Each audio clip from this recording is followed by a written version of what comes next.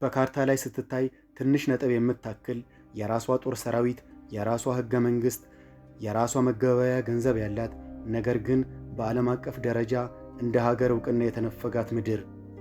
የታይዋን ታሪክና አመሰራረት ውስብስብ በርካታ የታሪክ ምዕራፎች ያሉትና አሁንም ድረስ በዓለም ፖለቲካ ውስጥ ትልቅ መነጋገሪያ የሆነ ርዕስ ነው። በታይዋን የመጀመሪያዎቹ ነዋሪዎች የአውስትሮኔዥያ ዘር የሆኑ የሀገር በቀል ጎሳዎች ነበሩ። በ1624 የደች የንግድ ኩባንያ ደሴቷን በከፊል ተቆጣጥሮ የኩባንያው መቀመጫ ማዕከል አደረጋት። በዛው ዓመት የስፔን ሰዎችም በሰሜናዊ ክፍል ለጥቂት ጊዜያት ሰፍረው ነበረ። ከቻይና ዋና ምድር በርካታ የሃን ጎሳ አባላት የሆኑ ስደተኞች ወደ ደሴቲቷ መፍለስ ጀመሩ። በ1683 ዓ.ም የቻይናው ቺንግ ስርወ መንግሥት ደሴቷን በይፋ በግዛቱ ስር አደረጋት። እንደ አውሮፓ አቆጣጠር በ1895 በተደረገው የመጀመሪያው የቻይና ጃፓን ጦርነት የቺንግ መንግሥት ተሸነፈ። በዚህም ምክንያት የታይዋንን ደሴት ለጃፓን አሳልፎ ሰጠ። ጃፓንም በደሴቲቷ ላይ ዘመናዊ መሠረተ ልማት፣ የባቡር መስመር፣ ትምህርት ቤቶች እና ኢንዱስትሪዎችን አስፋፋች። እንደ አውሮፓውያን አቆጣጠር በ1945 ዓ.ም የሁለተኛው የዓለም ጦርነት በጃፓን ሽንፈት ተጠናቀቀ። በዚህም ምክንያት ታይዋንን ለተሸናፊ ወገን ሳይሆን በወቅቱ ሕጋዊ መንግሥት ለነበረው ለቻይና ሪፐብሊክ አስረከበች። በዚህ ወቅት ታይዋን እና ቻይና በአንድ መንግሥት ስር ተጠቃለሉ። በቺንግ ካይሼክ በሚመራው የቻይና ብሔርተኞች መንግሥት ኩሚንታንግ እና በማኦ ዜዱንግ በሚመራው የቻይና ኮሚኒስት ፓርቲ መካከል ከባድ የእርስ በርስ ጦርነት ተነሳ። በጦርነቱ የኮሚኒስት ኃይሎች የበላይነትን አገኙ። እንደ አውሮፓ አቆጣጠር በጥቅምት 1949 ማኦ ዜዱንግ በቤጂንግ የቻይና ሕዝባዊ ሪፐብሊክ በይፋ መመስረቱን አወጀ። በ1949 ዓመተ ምህረት በጦርነቱ የተሸነፈው የቺያንግ ካይሼክ መንግሥት መንግሥታዊ መዋቅሩን ጦሩንና ወደ 2 ሚሊዮን የሚጠጉ ስደተኞችን ይዞ የጦር ሰርጡን በማቋረጥ ወደ ታይዋን ደሴት ሸሸ። ታይፔንም ጊዜያዊ ዋና ከተማው አደረገ። በ1949 ዓመተ ምህረት ኮሚኒስቶች ዋናውና የቻይና ምድርን ሲቆጣጠሩ የቀድሞ የቻይና ሪፐብሊክ መንግሥት ደግሞ ወደ ታይዋን ደሴት ተጠቃሎ በመግባት ታይዋንን ማስተዳደር ጀመረ። ከዚያን ጊዜ ጀምሮ ታይዋን ራሷን የቻለች ሀገር ሆና መኖር ጀመረች። እንደ አውሮፓውያን አቆጣጠር በ1949 ዓመተ ምህረት የቻይና ብሔርተኛ መንግሥት ኩሚንታንግ በኮሚኒስቶች ተሸንፎ ታይዋን ሲገባ ፕሬዝዳንት ቺያንግ ካይሼክ በደሴቷ ላይ ፍጹም ወታደራዊ አገዛዝን አወጀ። ይህ አዋጅ በዓለም ታሪክ ውስጥ ረጅሙ የጦርነት አዋጅ በመሆን ለ38 ዓመታት ጸንቶ ቆይቷል። በዚህ ዘመን ማንኛውም የፖለቲካ ተቃውሞ፣ ነፃ ፕሬስና አዳዲስ የፖለቲካ ፓርቲ ማቋቋም በሕግ ተከለከለ። መንግሥትን የነቀፉ የኮሙኒስት ደጋፊ ተብለው የተጠረጠሩ ወይም የታይዋንን ነፃነት የጠየቁ በ10 ሺዎች የሚቆጠሩ ምሁራን፣ ተማሪዎችና ዜጎች ታሰሩ፣ ተገደሉ፣ ገሚሱም ደብዛቸው ጠፋ። እንደ አውሮፓውያን አቆጣጠር በ1971 ዓ.ም የተባበሩት መንግሥታት ድርጅት ታይዋንን አስወጥቶ በምትኳ ኮሙኒስቷን ቻይና በይፋ አባል አደረገ። በ1979 ዓ.ም ደግሞ የታይዋን ዋነኛ አጋር የነበረችው አሜሪካ ከታይዋን ጋር የነበራትን ይፋዊ ግንኙነት አቋረጠች፣ ከቤጂንግ ጋር ወዳጅነት መሰረተች። ይህ የዲፕሎማሲ ክስረት የኩሚንታንግ መንግሥትን እኔ መላዋን ቻይናን እወክላለሁ የሚለውን የቅዠት ፕሮፓጋንዳ በሕዝቡ ዘንድ ዋጋ አሳጣው። መንግሥትም ሕጋዊነቱን ለማስከበር በሀገር ውስጥ ለውጥ ማድረግ እንዳለበት ተገነዘበ። የዳንጓይ እንቅስቃሴ። ዳንጓይ ማለት ቀጥተኛ ትርጉሙ ከፓርቲ ውጭ ማለት ነው። አዳዲስ ፓርቲዎችን ማቋቋም የተከለከለ በመሆኑ ዲሞክራሲ የሚሹ ታይዋናውያን ምሁራንና ጠበቆች በግለሰብ ደረጃ እንደ ገለልተኛ እጩ እየቀረቡ በየአካባቢው ምርጫዎች መወዳደርና ሕዝብን ማንቃት ጀመሩ። መጽሔቶችን፣ በራሪ ወረቀቶችንና የተለያዩ አገዛዙን የሚቃወሙ ጽሑፎችን በማሳተም የአገዛዙን በደል ያጋልጡ ነበር። በ1979 ዓመተ ምህረት የካኦሴዩንግ ክስተት በታይዋን ሰብአዊ መብቶች ቀን አከባበር ላይ የተቀሰቀሰ ትልቅ ሕዝባዊ ሰልፍ በወታደራዊ ኃይል ተበተነ። የለውጥ መሪዎቹም ታሰሩ። ይሁን እንጂ የፍርድ ቤት ሂደቱ በጋዜጦች ላይ በይፋ እንዲታይ መደረጉ ሕዝቡ ለመብቱ ይበልጥ እንዲነቃና ለውጥ ፈላጊ እንዲሆን አደረገው።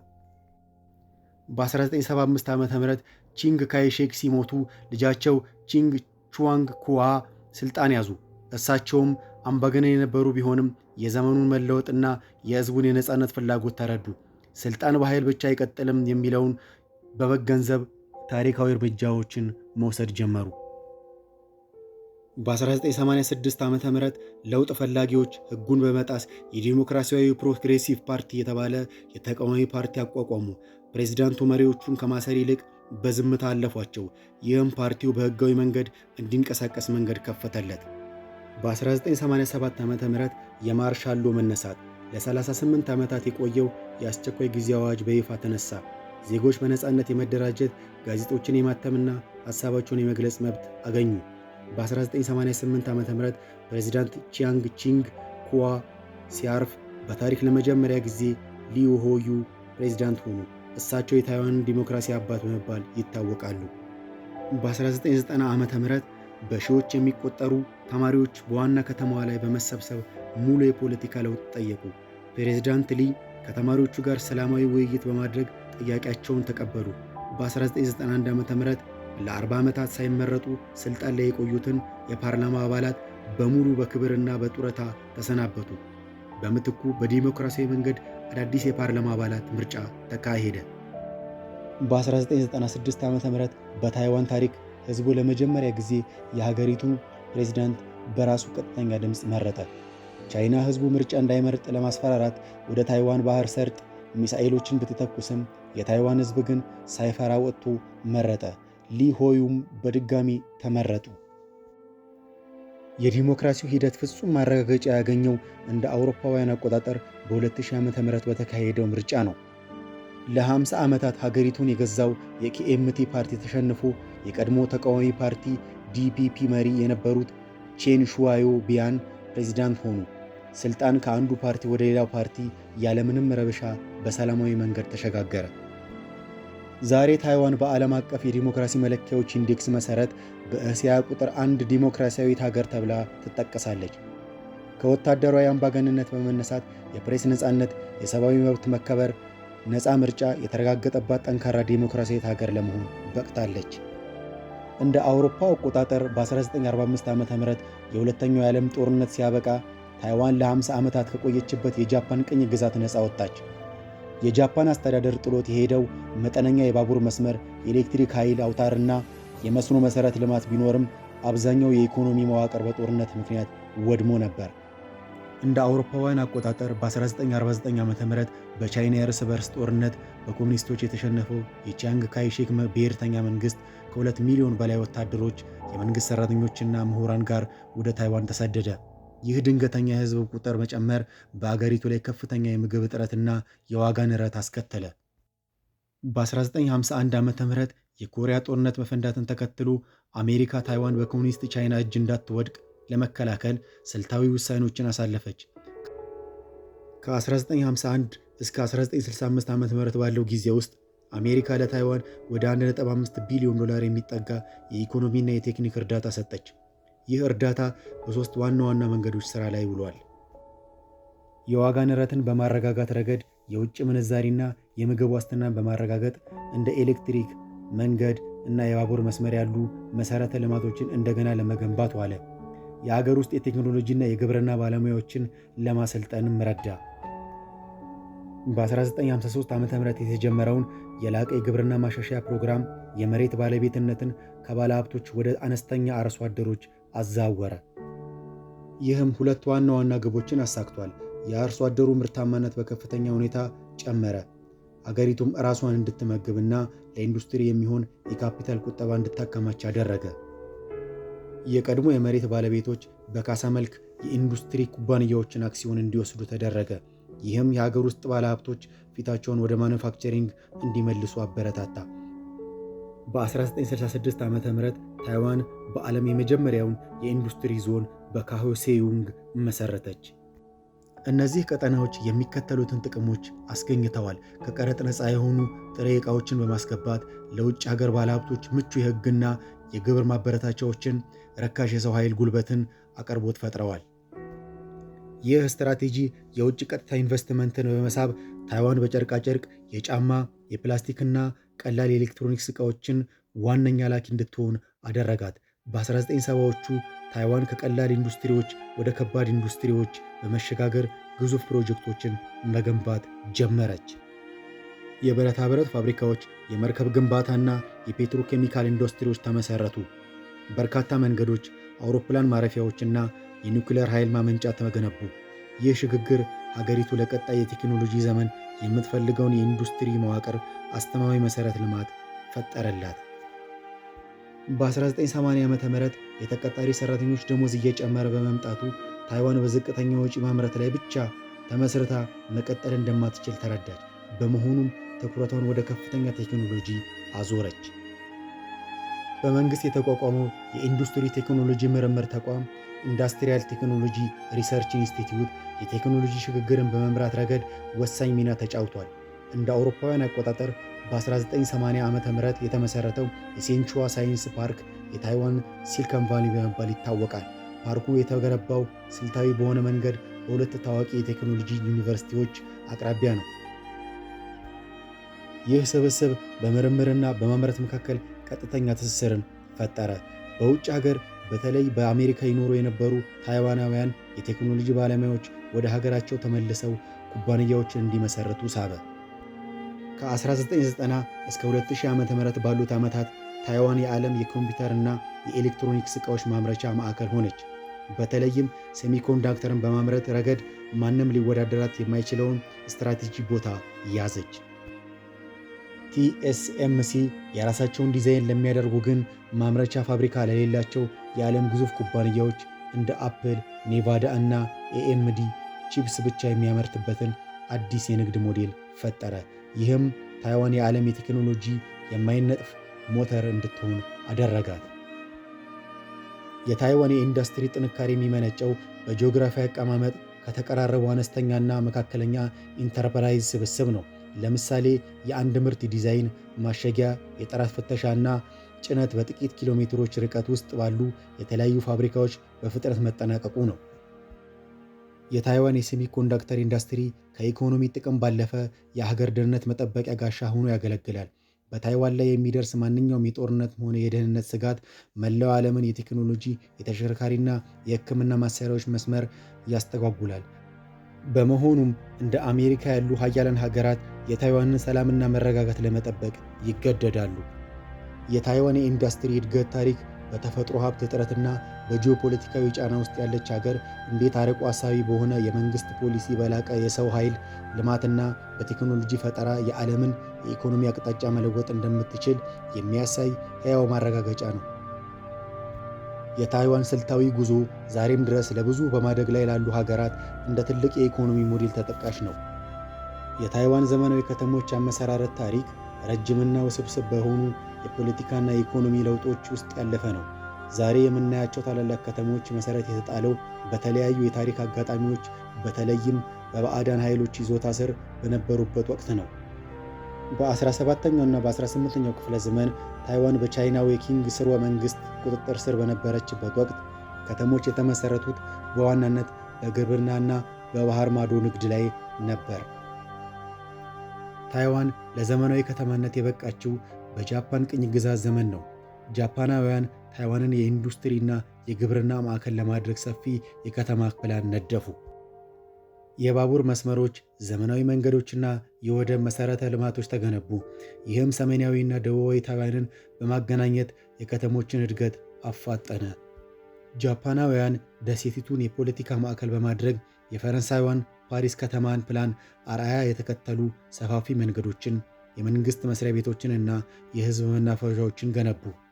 ለመጀመሪያ ጊዜም በከተሞች ውስጥ የፍሳሽ ማስወገጃ እና የንጹህ ውሃ መጠጥ አቅርቦት ስርዓት የተዘረጋው በዚህ ወቅት ነበር። በ1960ዎቹ እና በ1970ዎቹ ታይዋን ከግብርና መር ኢኮኖሚ ወደ ላቀ የማኑፋክቸሪንግ ኢንዱስትሪ ተሸጋገረች። በከተሞች ውስጥም የጨርቃጨርቅ፣ የፕላስቲክ እና የኤሌክትሮኒክስ ፋብሪካዎች በመስፋፋታቸው በሚሊዮን የሚቆጠሩ የገጠር ነዋሪዎች ሥራ ፍለጋ ወደ ከተሞች ፈለሱ። በደቡብ ታይዋን የምትገኘው ካኦሲዩንግ የከባድ ኢንዱስትሪ፣ የብረትና የነዳጅ ማጣሪያ ማዕከል በመሆን አደገች። የወደብ ከተማዋ የዓለም ትላልቅ የንግድ መርከቦች ማረፊያ ሆነች። በ1980ዎቹ ታይዋን ርካሽ የሰው ኃይል ከሚጠይቁ ምርቶች ተላቃ ወደ ከፍተኛ ቴክኖሎጂና ሰሚኮንዳክተር ምርት ተሸጋገረች። ይህ የኢኮኖሚ ፖሊሲ ለውጥ አዳዲስ ከተሞችን ፈጠረ። የታይዋን መንግስት የቴክኖሎጂ ኩባንያዎችን፣ የምርምር ማዕከላትንና ዩኒቨርሲቲዎችን በአንድ ላይ የሚያገናኙ የኢንዱስትሪ ከተሞች መሰረተ። የሺንቹ ሳይንስ ፓርክ በ1980 ዓ.ም ተመሰረተ። የዓለማችን ግዙፍ የቺፕ አምራች TSMC የተመሰረተው በዚህ የኢንዱስትሪ ፓርክ ውስጥ ነው። ይህም ሲንቹ የተባለችውን አነስተኛ ከተማ ወደ ዓለም አቀፍ የቴክኖሎጂ ማዕከልነት ቀይሯታል። የታይዋን መንግስት የከተሞች እድገት ከቴክኖሎጂው ጋር አብሮ እንዲራመድ ግዙፍ የመሰረተ ልማት ግንባታዎችን አከናወነ። በ2007 ዓ.ም ስራ የጀመረው የፍጥነት ባቡር የሰሜኑን ከተማ ታይፔ እና የደቡቡን ካኦሲያንግ በ90 ደቂቃ ውስጥ ማገናኘት ቻለ። ይህም ሙሉ ታይዋንን ወደ አንድ ትልቅ ሜጋ ሲቲ ቀየራት። በ1990ዎቹ መጨረሻ የተዘረጋው የምድር ውስጥና የአየር ላይ ባቡር ስርዓት የታይፔን የትራፊክ መጨናነቅ በመቅረፍ የከተማዋን ነዋሪዎች ሕይወት እንዲዘምን አደረገ። ዛሬ ታይዋን በከፍተኛ ሁኔታ የከተማነት ደረጃ ላይ የደረሰች ደሴት ናት። ከ80% በላይ የሚሆነው ሕዝብ የሚኖረው በከተሞች ውስጥ ነው። ከእነዚህ ከተሞች ውስጥ ታይፔ፣ ታይኦዩዋን፣ ታይ እና ካኦሲዮንግ የተባሉ ከተሞች በትልቅነታቸውና በሕዝብ ብዛታቸው ይታወቃሉ።